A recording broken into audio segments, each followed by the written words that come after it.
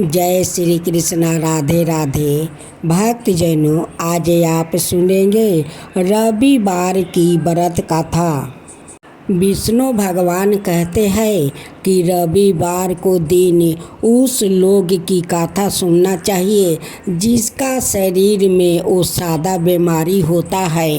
वो लोग अगर रविवार के व्रत करें और उनकी कथा ध्यान पूर्वक सुने तो उनकी सादा रोग का बीमारी वो सब दूर हो जाता है।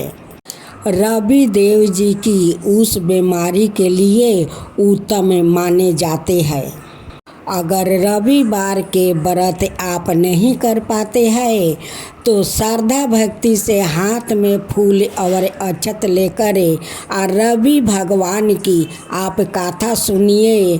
देखिए आपका शरीर का इस बीमारी को कैसे रवि देव दूर कर देते हैं। रविवार की व्रत कथा सुनने से रवि देव भी प्रसन्न होते हैं। उन्हें प्रसन्न करने के लिए उनकी कथा सुनी जाती है, उनकी आराधना भी किया जाता है। तभी रवि देव खुश होकर आपको मनोकामना सारे पूरा कर देते हैं। की व्रत कथा। इस व्रत के देवता सूर्या महान तेजस्वी वो बलि होने के कारण उनको प्रसन्न करने के लिए यह व्रत किया जाता है ताकि उनके प्रसन्न होने पर व्रती को संसार के समस्त सुख प्राप्ति हो।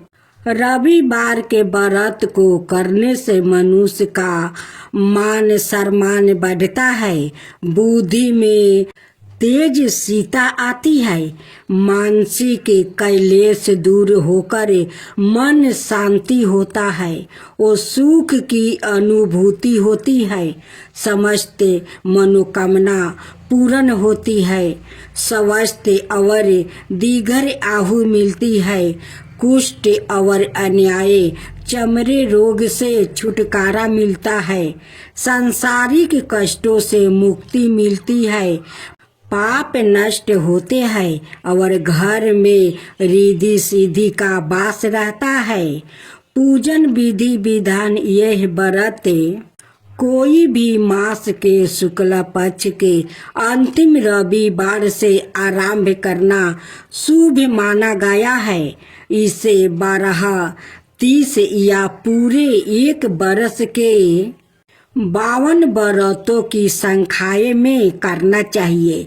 कुछ लोग इस व्रत को 5 वर्ष तक लगातार करते हैं और प्रत्येक वर्ष की समाप्ति पर 12 ब्राह्मण को भोजन कराते हैं। व्रती को प्रातः काल नित्य कर्मों से निवृत्त होकर 5, 10 बेलपत्र पानी में डालकर स्नान करना चाहिए। फिर लाल रंग के स्वच्छ वस्तु या बनियान धारण करके मस्तक पर चंदन का टीका लगाकर तिथि मास पक्ष आदि कहकर संकल्प ले कि सारे रोग के निवारण के लिए आयु की वृद्धि और सब कामनाओं की सिद्धि के लिए सूर्य नारायण की प्रसन्नता के लिए सूर्य व्रत के अंग रूप से कहा गया है। श्री सूर्य देव का पूजन मैं करूँगा और गणपति के स्मरण के साथ साथ कलश आदि का पूजा करूँगा, क्योंकि इस दिन भगवान सूर्य का पूजन करने का विधान है और उनका वर्ण लाल है। अतः सूर्य पूजन के लिए लाल रंग की वस्तु जैसे रोली, गुलाब के लाल फूल, लाल चंदन, केसर, लाल वस्तु, लाल गुलाब की माला चढ़ाए। एक तांबे के पात्र में लाल चंदन से अष्टदल कमल लिख कर सूर्य भगवान का पूजन करे। सूर्य को जलाजीली प्रदान करे। व्रत में फलाहार हो या पारण भोजन दिन में एक बार ही करे। भोजन में नमक का सेवन माना है। भोजन सूर्यास्त से पहले और उसमें गुड़ से बना हुआ हलवा इलायची डालकर सेवन करे। चावल की खीर भी ग्रहण की जा सकती है। यदि सूर्यास्त से पहले भोजन करना भूल जाए तो दूसरे दिन सूर्योदय होने पर अर्घ देकर ही भोजन करे। इस व्रत का उद्यापन करने का विधान है। इस दिन 12 ब्राह्मणों को भोजन कराकर लाल वस्तु दक्षिणा में दे। शर्मान संख्याए के संकलिपित व्रत पूरे होने पर अंतिम रविवार को आम के वृक्ष की लकड़ी से हवन करे। पूर्णाहुति दे।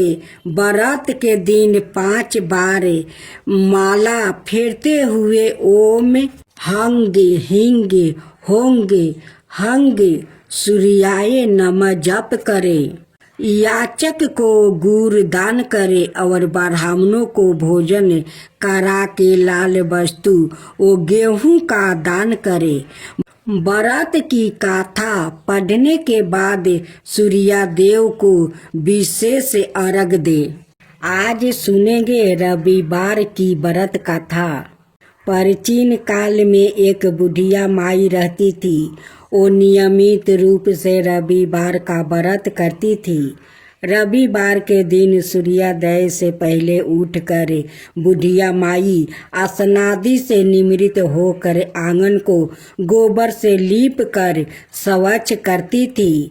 उसके बाद सूर्य भगवान की पूजा करते हुए रविवार का व्रत कथा सुनकर सूर्य भगवान का भोग लगाकर दिन में एक समय भोजन करती थी। सूर्य भगवान की अनुकंपा से बुढ़िया माई को किसी प्रकार की चिंता और कष्ट नहीं थी। धीरे धीरे उसका घर धन धनाय से भर रहा था। उस बुढ़िया माई को सुखी होते देख कर उसकी पड़ोसिन उससे जलने लगी। बुढ़िया माई ने कोई गाय नहीं पाल रखी थी और वो अपनी पड़ोसिन के आंगन में बंधी गाय का गोबर लाती थी। पड़ोसिन ने कुछ सोचकर अपनी गाय को घर के भीतर बांध दिया।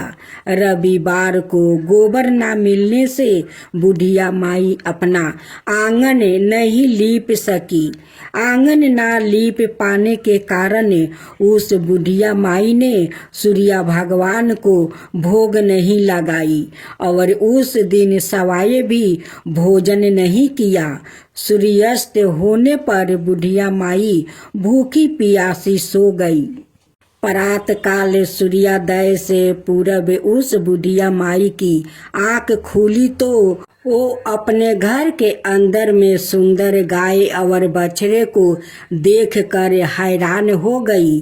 गाय को आंगन में बांधकर उसने जल्दी से उसे चारा लाकर खिलाया।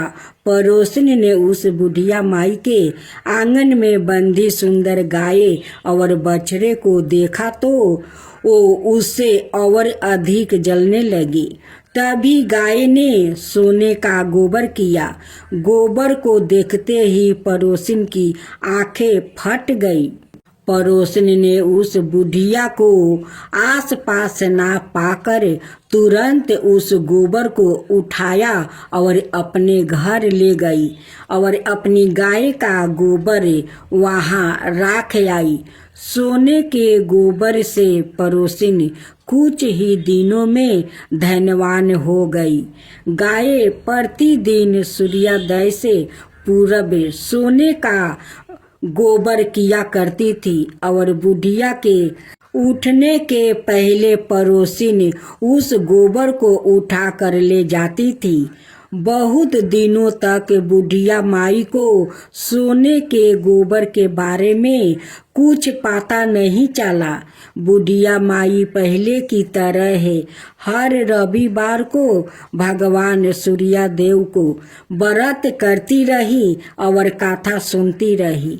लेकिन सूर्य भगवान को जब पड़ोसिन की चालाकी का पता चला तो उन्होंने तेज आंधी चलाई। आंधी का प्रकोप देखकर बुढ़िया ने गाय को घर के भीतर बांध दिया। सुबह उठकर बुढ़िया माई ने सोने का गोबर देखकर उसे बहुत आश्चर्य हुआ। उस दिन के बाद बुढ़िया माई गाय को घर के भीतर बांधने लगी। सोने के गोबर से बुढ़िया माई कुछ ही दिनों में बहुत धनी हो गई।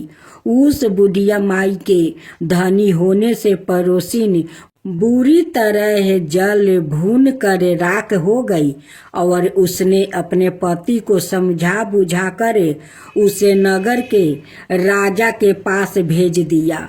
सुंदर गाय को देखकर राजा बहुत खुश हुआ। सुबह जब राजा ने सोने का गोबर देखा तो उसके आश्चर्य का ठिकाना न रहा। उधर सूर्य भगवान को भूखी प्यासी बुढ़िया को इस तरह प्रार्थना करते देखकर उस पर बहुत करुणा आई। उसी रात सूर्य भगवान ने राजा को सपने में कहा, राजन, बुढ़िया की गाय बछड़ा तुरंत लौटा दो, नहीं तो तुम पर विपत्तियों का पहाड़ टूट पड़ेगा, तुम्हारा महल नष्ट हो जाएगा। सूर्य भगवान के सपने से बुरी तरह भयभीत राजा ने परात उठते ही गाय और बछड़ा बुढ़िया माई को लौटा दिया। राजा ने बहुत सा धन देकर बुढ़िया माई से अपनी गलती के लिए क्षमा मांगी। राजा ने पड़ोसिन और उसके पति को उनकी इस दुष्टता के लिए दंड दिया। फिर राजा ने पूरे राज्य में घोषणा करवाई कि सभी स्त्री पुरुष रविवार का व्रत किया करे। रविवार का व्रत करने से सभी लोगों के घर धन धनाए से भर गया। राज्य में चारों ओर खुशहाली छा गई। स्त्री पुरुष सुखी जीवन यापन करने लगा और सभी लोग के शारीरिक कष्ट भी दूर हो गया। हे सूर्य देव, अगर आपका कथा कहते हुए मुझसे कोई भूल हुआ होगा तो क्षमा कर दीजिए। अगर अच्छा होगा तो सब पर कृपा कीजिए। जो आपका कथा कहे, जो सुने, जो हुंकार भरे, उन सभी के ऊपर कृपा करना और उनकी साथ साथ मुझ पर भी कृपा करना। सूर्य देव की आरती। जय जय जय रविदेव, जय जय जय रविदेव, जय जय जय रविदेव, जय जय जय रविदेव। रजनीपति मतिहारी सतदल जीवन दाता, सतपद मन मुदिकारी, हे दिन मणि दाता। जग के हे रविदेव, जय जय जय रविदेव, जय जय जय रविदेव, जय जय जय रविदेव। नभ मंडल के वासी जतोषी प्रकाशक देव, निज जनहित सुखी राशि, तेरी हम सब सेवा करते हैं रविदेव। जय जय जय रविदेव, जय जय जय रविदेव, जय जय जय रविदेव। कनक बदन मन मोहिती, रुचिर प्रभा प्यारी, निज मंडल से मंडिती, आजर अमर छवि सुरवर रविदेव, जय जय जय रविदेव, जय जय जय रविदेव, जय जय जय रविदेव। कहूँ लगी आरती दास करेंगे, सकल जगती जाकी ज्योति विराजे। सात समुंदर जाके चरण बसे, कहाँ भयो हो जल कुंभ भरे हो रामा। कोटि भानु जाके नखी की शोभा, कहाँ भयो मंदिर दीपी धरे हो रामा।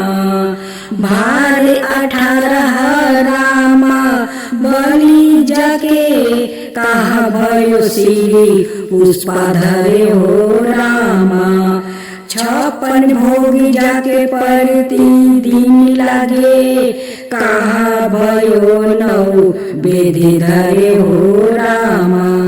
अमिति कोटि जाके बाजा बजे, कहाँ भयो झने कार्य करे हो रामा। 4 वेद जाके मुख की शोभा, कहाँ भयो ब्रह्म वेद पढ़े हो रामा। शिव सनकादि आदि ब्रह्मादि की नारद मुनि, जाको ध्यान धरे हो रामा। हिम मंदार जाके पवन झकोरे, कहाँ भयो शिव चावल डोले हो रामा। लाके 84 बांध छोड़ाए, केवल हरि बसे नामी देव गाए हो रामा।